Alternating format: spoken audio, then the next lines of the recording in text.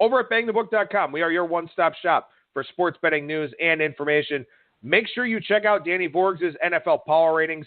He's not going to do a Week 17 article because obviously there's just a lot of strange things that happen in Week 17. But to this point in the season here, 60% on the Power Ratings plays and leans, 57% lifetime. So a must-read piece over there at Bang the Book. He also included totals leans for this season from the model that he has for that, and those are doing quite well here as well. So, again, Danny Vorgs' Power Ratings, a must-read piece every single week over at BangTheBook.com. Also a must-read, Parker Michaels' NHL picks, doing a fantastic job with those this season. Certainly want to check those out. He'll get a nice little 3-day break here for the Christmas holiday. But up until then, a lot of games coming up here Friday, Saturday. So plenty of things to check out over there with Parker's piece. Don't forget to check out our YouTube videos. We got some new things going on over there on our YouTube page. My Monday mashup, where I just talk about really whatever the hell I want to. Tuesday, our Tuesday 3-pack. Wednesday, our Wednesday weekend look-ahead. Thursday, 3-pack. And then Friday, we have a little bit of fun throughout a parlay opportunity and some things like that. So really trying to enhance our YouTube reach there on our Bang the Book YouTube page. So please go and check those things out. Finally, as you know, this and every edition of Bang the Book Radio presented by our friends over at DSI Sportsbook. You sign up at DSI using that promo code BTB and the number 200. Good for a 100% deposit match bonus for the sportsbook, up to $500. Same thing for the live casino at BetDSI. It's only a game until you bet it. First segment for this Friday show here is our Westgate SuperContest selection segment. Joe Everett joining me for that. Once again, Bang the Book podcast entry 34, 35, and 6. Our Bang the Book traditional entry 42, 30, and 3. Bang the Book gold entry 40, 32, and 3. All three of our entries going 3 and 2 last week. So hopefully we can ride a little bit of positive momentum here into Week 16. So without further ado, here is the Week 16 Westgate SuperContest selection segment with myself and Joe Everett. All right, I'm joined now by Joe Everett of Draft Scouts and Insider Football. He's going to help me out with our Week 16 Westgate SuperContest selection segment. Joe, how's it going today, man? Bad. Ready for some football, but looking at this one, I thought last week's card was brutal. Week 16, not much different. No, it's tough. I mean, you got to sort of try and figure out what the motivation levels are of some of these teams. You've obviously got playoff implications with the Saturday night game that will affect several games here coming up on Sunday. So a lot of moving parts here for this week in the Super Contest and for NFL bettors in general, of course. As I mentioned in the intro and the lead up to this segment, my Bang the Book podcast entry 34, 35, and 6, 3 and 2 last week, 24, 10, and 1 over the last 7 weeks, which is a good way to dig out of a 10, 25, and 5 start. So started bad, finishing strong. Hopefully I can finish with something to be proud of here over these last 10 picks. Last week in the Super Contest, 50.19%. Year-to-date, 51.56%. Super Contest Gold, just over 51%. Now 53.4% for the season here. And, you know, Joe, as we just talked about, I mean, you got 2 games here on Saturday, bunch of games on Sunday, bunch of teams where you're not sure if they want to be there or not. It is a little bit of a tricky week, I would say. Oh, definitely some teams that might just be checked out, and the 2 Saturday games. I don't know what. Like, I'll just say at least there's no Thursday game, because I think that just the last 4 or 5 Thursday games we saw that short week killing those road teams, and just when you thought you could play on it, it kind of flip-flopped the last Thursday. Well, just the last Thursday game, I think that rivalry threw it out the window, but still 2 Saturday games, landmines, pitfalls at this time of year is they're tough to avoid. But I don't know, still some spots though to where, like, I think right before the show we were talking about that maybe I don't know, some over adjustments may have been made, and I don't know, maybe take advantage here. Yeah, we'll start on Saturday night with the first play that I'm looking at here. And I'm not sure if this is a pick or a lean, but I'm going to start with it because it's the Saturday game. Chargers host the Baltimore Ravens. Los Angeles, a 4.5-point favorite here in this spot. And I've been looking for spots, looking for situations to fade Baltimore here because there's a different feel to this team with Lamar Jackson running the offense. And, of course, the defense is very, very good. But Lamar Jackson has not been challenged by any sort of average or better defense. He gets one here this week. I know the Chargers have some injuries, but I really like Gus Bradley, a guy who spent time game planning for, somebody like Marcus Mariota, who used to use his legs a little bit more. I think he's just well accustomed to game planning for some of these dual threat types of quarterbacks.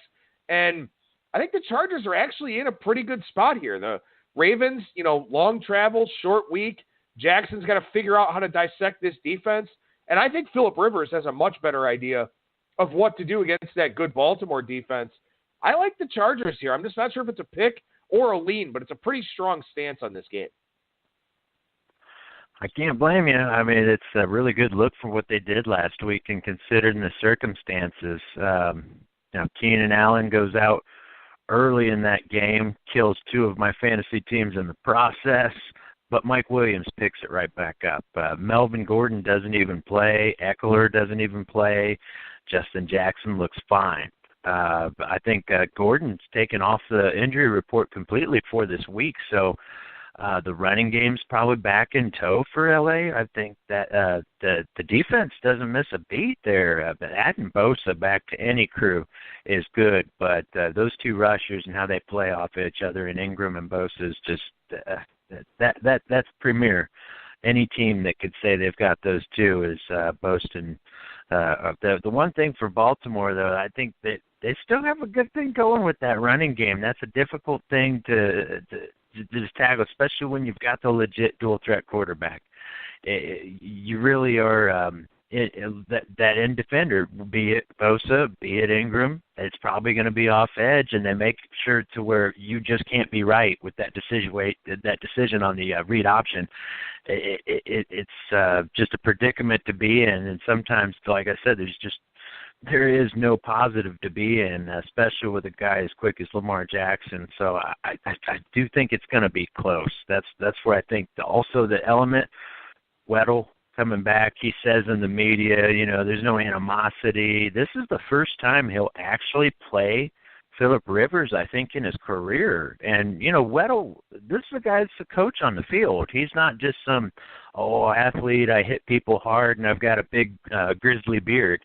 He talks to Martindale. I really love watching these two on the sidelines. It's like a total meeting of the minds. So that's the element I'd be worried about, to where Weddle's going to have a very accurate scouting report of his former teammate and the offense, because not a lot has changed. And, you could have a different coach here in San Diego, and Anthony Lynn, he's a running back specialist. He knows offense, and Wisenhunt's been – it doesn't matter. This is Phillip Rivers' offense. Weddle's been practicing against it for a few years. I think that's the edge that Baltimore's definitely going to have here.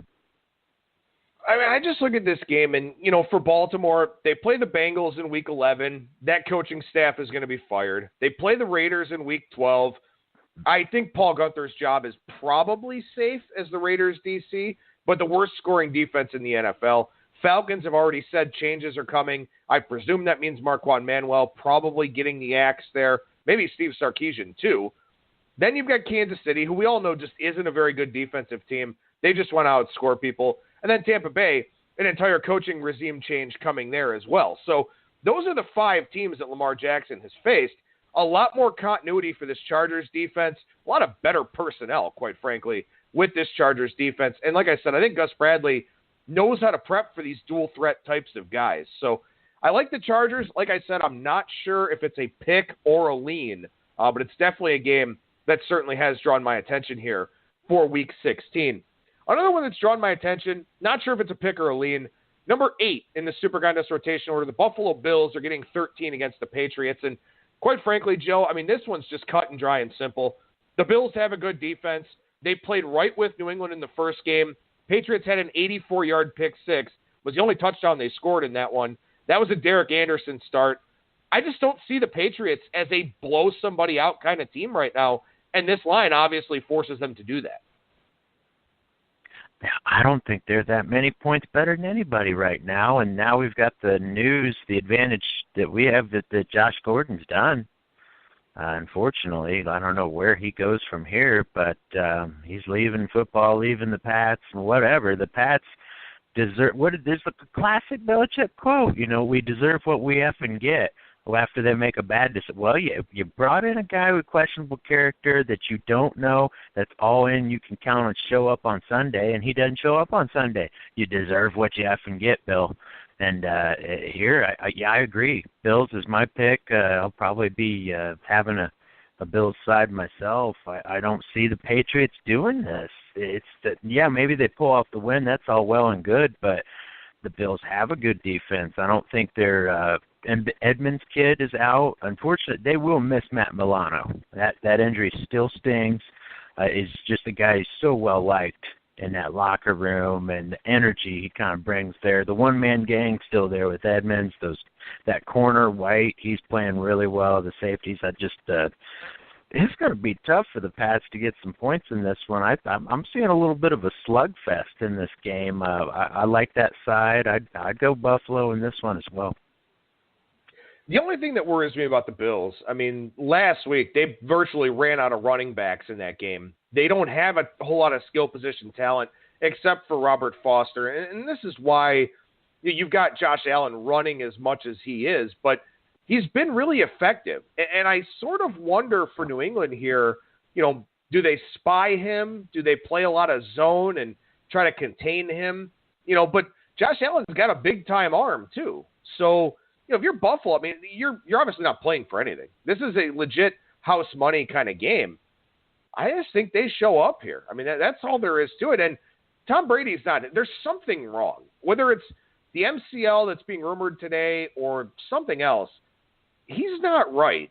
And I don't think that New England's in a position to put him at risk.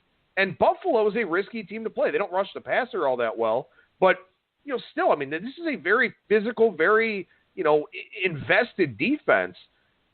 New England just doesn't strike me as a team capable of winning by 2 touchdowns now. And if they do, I'm not all that surprised, I guess, because it's Belichick and Brady. But getting 13 here, it's hard to pass on.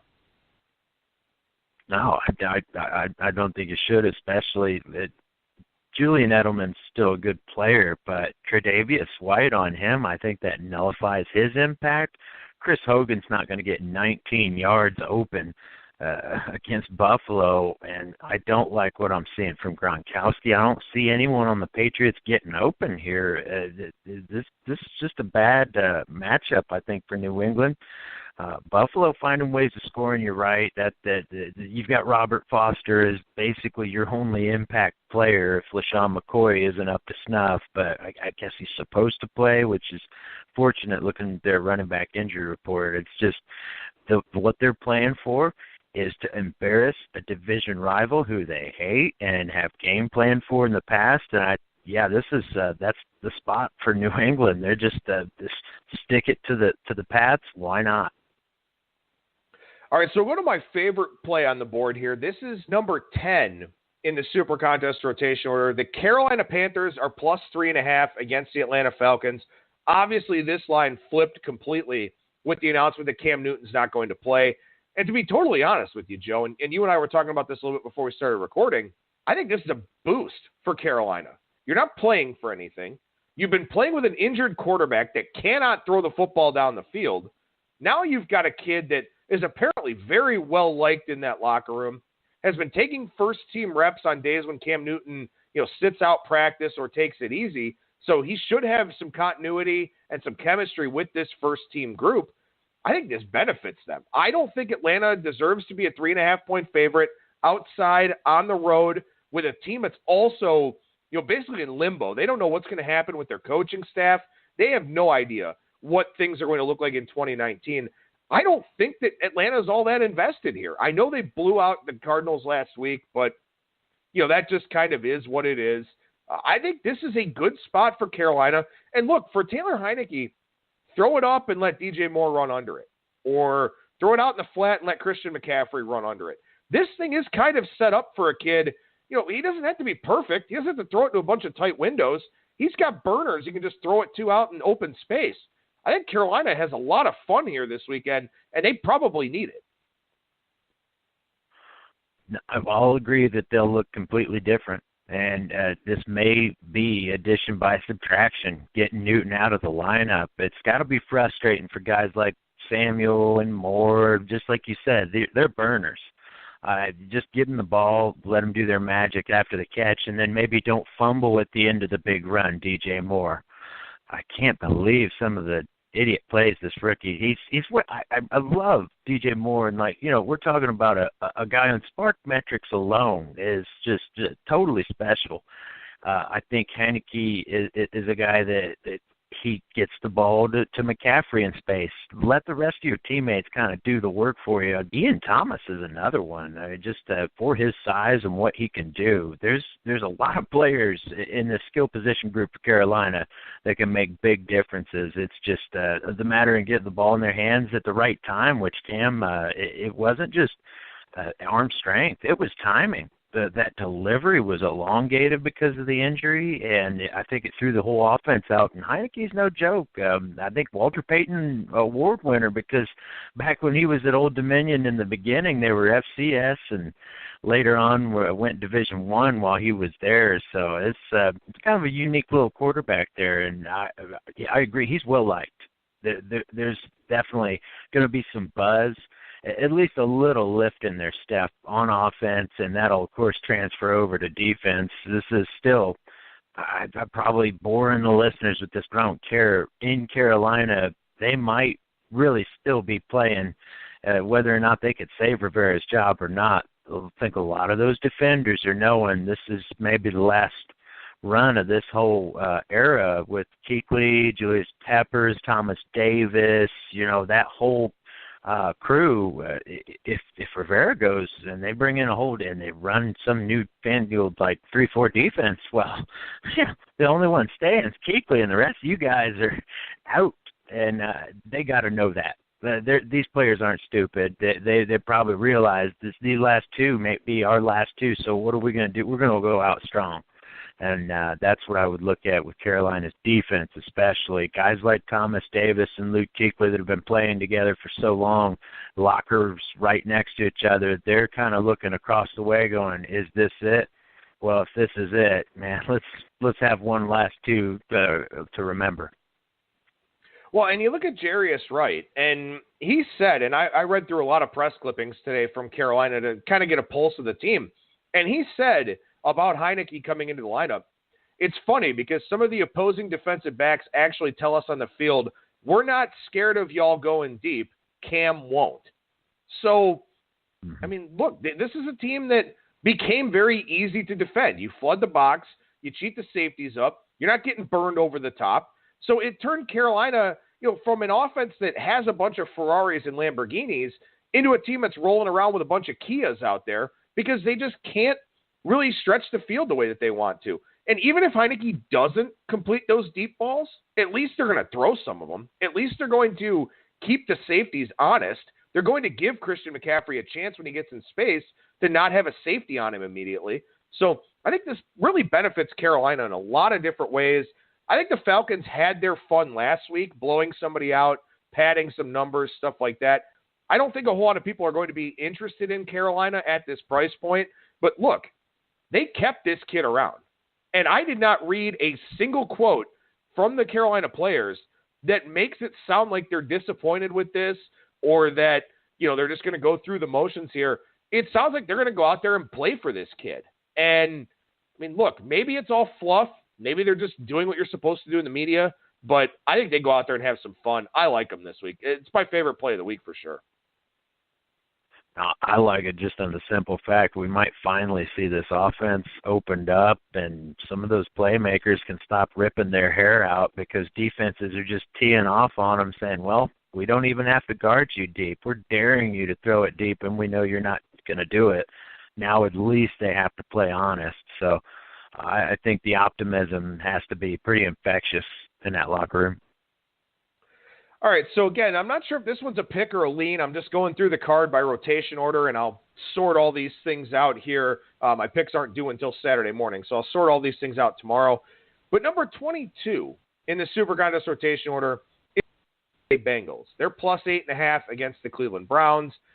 And Look, I mean, obviously being in Cleveland, it's fun to see the Browns relevant again. It's fun to see what Baker Mayfield has done with this team. But, man, I just look at this line, and it just looks to be too much. You know, I mean, the Bengals, with revenge after losing at home, in a game that closed pick'em a month ago, by the way. Even if you flip home field, Browns -6, -6.5, something like that, we're up to 9 or 9.5 in the marketplace now. Maybe the hype train is real. Maybe the Browns want to beat the shit out of the Bengals again with Hugh Jackson, on hand, watching it all happen. But I also think the Bengals are a little pissed off from how that game went last year, or last month. They got embarrassed. Demarius Randall handing the ball to Hugh Jackson. Baker Mayfield with a middle finger basically to Jackson at midfield. I don't know if the Bengals necessarily like Hugh Jackson, but I don't think a team like this enjoys being at. I do think they show up this week. I think they give the Browns all they can handle. And, again, the Browns, I mean, this is a number they haven't seen in 8 years. And betting against historical outliers does make some sense in the NFL. It's going to be tough at wide receiver because now Tyler Boyd's not playing. You're basically counting on Uzoma, Cody Core, John Ross. Let us not forget the fastest man at the NFL Combine who actually can't play wide receiver very well. And Driscoll throwing to these guys. That's going to be tough with Greg Williams just basically shut down Mixon. And then we'll keep one deep, bracket Ross. And then give you Uzoma. Let us kill us with CJ Uzoma is probably going to be his theme here. And I don't know that the Bengals can do that. But I agree with you on the principle of the 9.5. When's the last time the Browns have been favored by that much? I don't care who against. That seems real fishy there, Bob. I'd agree on that. It's still tough with I don't like it, man. I just don't like it. Burfict's not play. You've got Nick Vigil as the only healthy linebacker there for the Bengals, but that just spells the bad things. It's Njoku's still running out there. I don't see Vigil running with him or Evans, any of those backers they're bringing. This seems like right about where it's going to be. I'd lean Browns, honest to goodness, and shocked a Browns fan of all things. But I definitely understand it. Just that's a whole lot of points in a line. I'm definitely not getting a part of this game. And another aspect I'll agree to. The Bengals have got to be hating that. That was a stinging loss, a lot of embarrassment. It's hung around in their building if they're worth anything. So I think the Bengals group remembers that. Well, one of the big questions here is we don't know if this Bengals team is worth anything. We don't know how much they're going to fight tooth and nail for Marvin Lewis, who's probably gone anyway. This would be the least likely to make the card of all the picks I'm going to talk about here today. But I did want to make mention of it, especially because, again, one of those historical outlier lines. A game more likely to make my card. SuperContest rotation order number 24. The Arizona Cardinals are getting 14 at home against the Rams. And I get it. I mean, Arizona has not looked good the last couple of weeks. Did not look good at all last week. But the Rams, we talked about this. They're taking it very easy with Todd Gurley, and they should. Jared Goff is a mess ever since Cooper Kupp went out with the ACL. Can't seem to find a good rapport with any of his wide receivers. Offensive line for the Rams has some injury problems as well. They just don't look like a team that wants to go and blow somebody out. They want to play for the playoffs, and they may win this game, and that's fine, and it wouldn't surprise me at all, and they should win this game. But winning it by more than 2 touchdowns, I can't see it right now. With the way this team is playing and with the lack of a killer instinct that they have right now, the Cardinals should just be allowed to hang around, I think. I could see it. The part about the Rams I hate at this point, it seems like ever since that big game with Kansas City, they're like a team that's, okay, let's start the playoffs now. We're hot and primed and ready. And basically every week, even more so as the weeks have gone on since that game, they look like a team that's ready to go home. And is it time for a bye week yet? And I think they've been looking so bad that they're going to miss out on even that bye week. That's why I'm really leaning Chicago this week pretty hard, because the Bears know if they just pound out San Francisco, the pressures just keeps getting tighter around the Rams' neck. I mean, that I don't think the Rams should be favored by this much against anybody at this point, especially how poorly they've looked. That depth issue on the offensive line showed up. Watching Fletcher Cox just abuse John Sullivan like that on Sunday. I thought he killed John Sullivan in that one rep, just totally got under his right arm, forklift him down to the ground, and the Cardinals have a few guys like that, and the difficulty will be blocking Chandler Jones. I don't think the Cardinals will quit on defense either, so that's where they could be a team that definitely hangs around, and just no sense of urgency for LA. The part of this game I love the most is the 44 total. I don't see this getting to 44. I don't see any of these offenses having the desire to get past 20. It's what the real question mark I have, and that's why I couldn't get behind the Rams at all. If I had took anything in this game, I'd agree with your side there. Arizona's the way to look, or just don't play the game. I mean, you're looking at an Arizona side that, plus 14. I mean, it's almost a third of the spread or a third of the total for the game. I mean, you kind of almost have to look at the Cardinals because of that. And I agree with you that the Rams, they just don't. There's something not clicking on offense. And maybe Gurley plays, but he's certainly not going to be used a ton here. Maybe David Johnson has that breakout game against the Rams defense that can't stop the run. And for Arizona, too, I mean, look, you're not playing for anything, but you'd certainly like to see how you stack up against one of the best teams in the NFC, a team in your division, one of the best teams in the NFL. So I think the Cardinals are still invested this week. I do like them getting the 14 points here in this one. Next up, number 28, the Pittsburgh Steelers getting 6 against the New Orleans Saints. And this is another one, Joe. I mean, New Orleans is still winning games, but they're doing it with defense, not with offense. I know they're back home in the Superdome here this week, and maybe that wakes up Drew Brees in the offense, but they just don't look like a team capable of comfortably beating an offense like the Pittsburgh Steelers right now. I think the Steelers do move the football, do have some success passing. Obviously, we'll see about the injury status with Juju Smith-Schuster, but, I mean, Pittsburgh's got a lot to play for this week, and the Saints have 2 cracks at the number 1 seed. So I don't think that they have nearly as much incentive. They definitely want the home field the whole route, but I don't think they're going to have an issue there. The Saints will get it done. I think they see the Rams struggling as well. I'm not worried about the Bears, but still.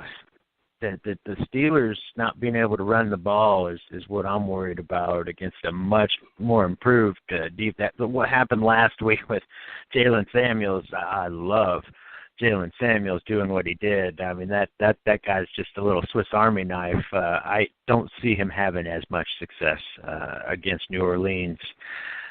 But where you're right is if Juju plays, the Saints are going to have issues keeping up. And they're also a team, I think it's just that point in the season.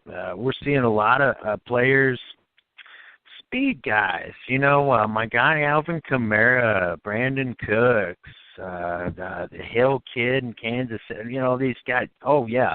Weeks 1 through 6, weeks 1 through 8, it was nice, but those legs, it's just that we're still at that point. It is a game of attrition.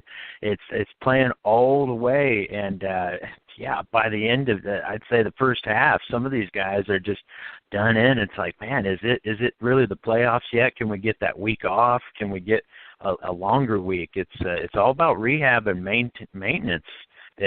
With some of these speed players, and I think that's where New Orleans, with guys like Michael Thomas, Kamara, I think that's why you're seeing a bigger impact from not only did Mark Ingram's early suspension give him a little bit of fresher legs this whole year on general premise, but I think it's the bigger backs, some of these bigger players, that's where they're starting to take into effect. And but I like the matchup for Juju. They definitely need him, though. I don't like him being limited at practice, but I'm assuming it's maintenance. He's been on the injury report before this season with a little knee issue, and the kid just keeps showing up.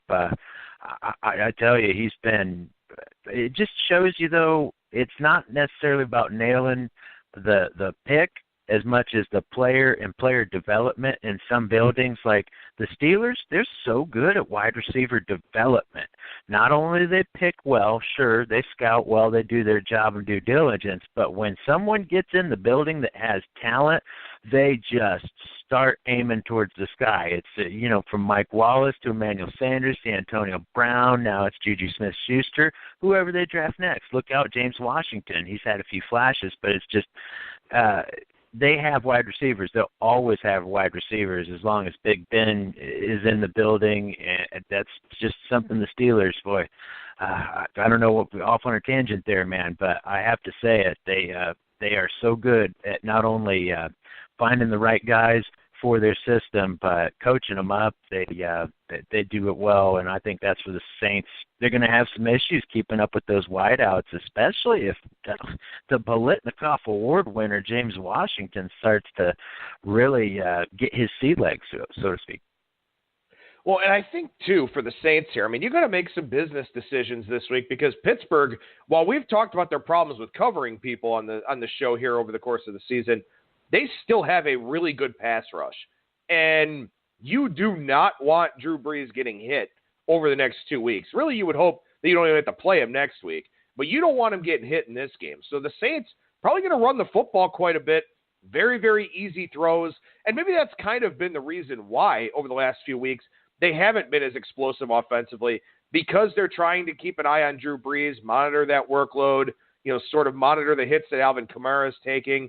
I think that kind of shines through here this week once again as well. That will certainly allow Pittsburgh to hang around in the game. So Steelers +6, another one of interest for me. A game that will be making my card here, the Monday Night Football game, the Oakland Raiders, number 32 in the SuperContest rotation order. They're only +2.5. Yeah, I wish it was 3. But, man, I got to tell you, I don't see the Broncos showing up at all whatsoever in this game. Could be the last Raiders home game in Oakland. Obviously, we'll see where they play next season while they wait for everything to come together in Vegas. But, the Raiders, the last 2 weeks at home, hung right with Kansas City, beat Pittsburgh outright. Yeah, not a great look last week in Cincinnati, but I don't think the Broncos show up at all whatsoever on Monday night. I'll take the Raiders getting points at home. Yeah, no one who shows up for Oakland is very difficult because of the Osemele, Gabe Jackson, I think 2 of their best linemen, probably not going to play. Osemele with that toe. And then Garen Conley, concussion in the last game, don't know where he's at. But then on the other side of the ball, which Broncos team is out there at this point? As a bitter Broncos fan, I hope we just dog it and we can get rid of the guy who's taken up the coach's office. Bring back Mike Shanahan. That's my ultimate wish. But where Denver is at mentally, I don't trust them at all. But the biggest motivator, you took it out of my mouth there. It's Oakland.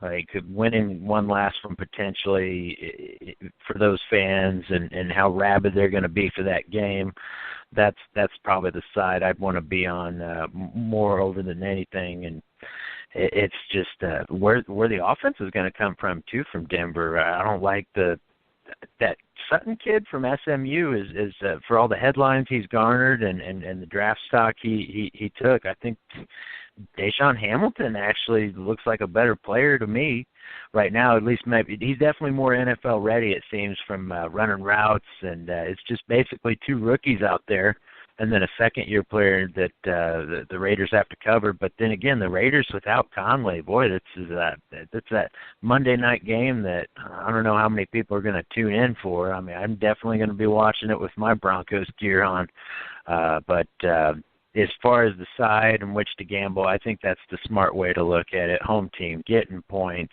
It's a feel-good moment, at least for the Oakland fans. For how long, who knows? At least it'll be on Monday night. So, yeah, if there's a side to take on Christmas Eve there, it'd probably be the Raiders. So just to recap here, the plays I'm looking at for my Super Contest entry for Week 16, I do like the Chargers. I think they eventually wind up on the card, as well as the Bills, the Panthers, the Raiders, and I'll have to decide between the Cardinals and the Steelers here. But again, obviously, we'll see what that Juju Smith-Schuster injury winds up looking like tomorrow at practice. Joe Everett from Draft Scouts and Insider Football, Joe W. Everett on Twitter. Appreciate you helping me out, Joe. Thank you so much, man. Merry Christmas. Happy holidays to you and yours. We'll talk to you again real soon. Yeah, likewise. Happy holidays, and enjoy all the roasting chestnuts and eggnog, man.